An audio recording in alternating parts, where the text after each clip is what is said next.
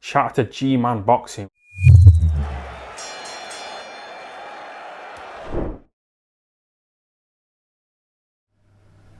Alright, lads and lassies, just been announced. Daniel Dubois is set to have his comeback fight. He is set to have his comeback fight on June the 6th, or 5th, I should say.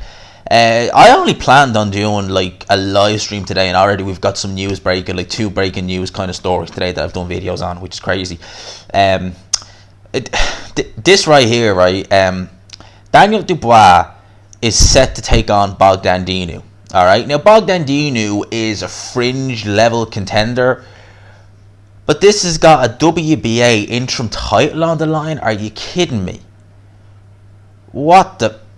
Like, how does... So you've Dubois come off the back of a loss. Now I know this is an interim title, but it's just... It shows how silly these titles really are. I can see what they're doing with Dubois from a matchmaking point of view. They're obviously trying to get him into position to potentially fight Trevor Bryan for the regular title. I'll touch on what I think will happen there more now. But like the fact that Bogdan Dinu is ranked number 3 by the WBA.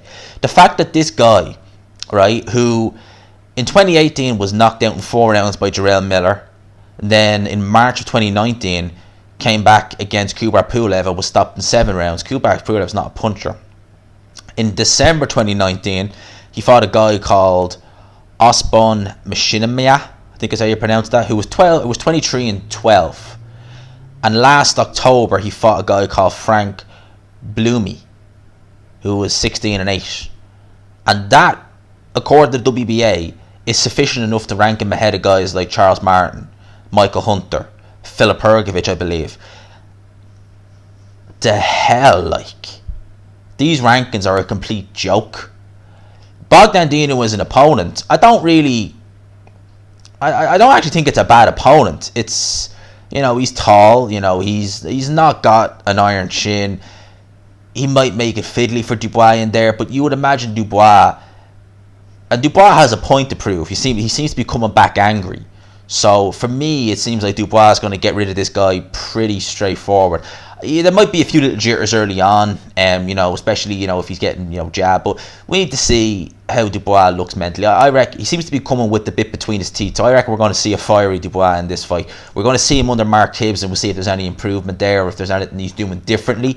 But for an interim WBA title, I mean, like Dylan White said, there are 2 WBC champions, him and Tyson Fury, only during the week. So what, will there be 3 WBA champions? Because obviously Trevor Bryan's got the regular. Dubois more than likely will have an interim title. I mean, what the hell? Like, I understand the purpose of an interim title.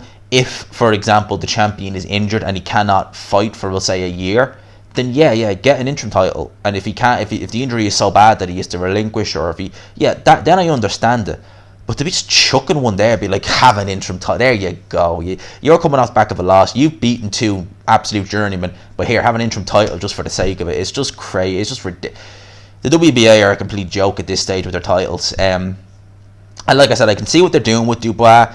They're probably trying to get him in place where he could challenge Trevor Bryan. Because Trevor Bryan, let's face facts, he's not an amazing heavyweight. I mean, the biggest name on his resume is Bermane Stiverne. It took him 11 rounds, and Bermane Stiverne had some success in there, and this is an overweight in his early 40s, way over the hill, Bermane Stiverne, and he had success in there against Trevor Bryan. You know, make no mistake about that. So in terms of Bryan, you would imagine, look, put it like this, right? If you got Bermane Stiverne and put him in there with Dubois, how long would he last? Not long. I know you could say, what styles make fight, but still, Bryan has never really impressed me as a heavyweight, to be honest with you. I've seen, you know, little snippets of him there. I still can't find his fight with BJ Flores. But he's never really looked at anything special. Like against Stiverne, he didn't look at anything special. So you'd imagine that they're trying to get Dubois an interim title to get a crack at the regular title. You know, so they'll be looking at maybe Trevor Bryan. You'd imagine Bogdan Dinu should get by Bogdan Dinu reasonably straightforward. I've seen Bogdan Dinu fight. He's nothing to write home about. You know, as I said, not got a particularly good chin.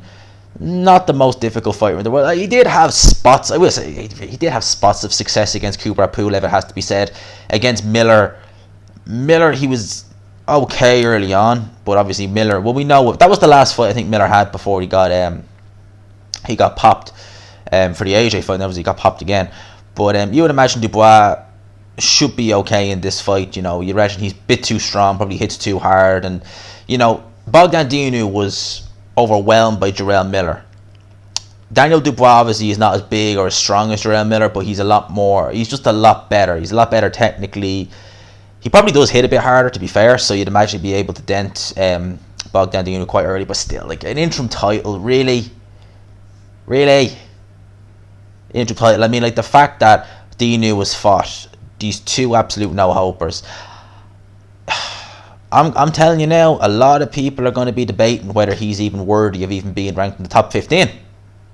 Well, it's a fairly short debate, Murray.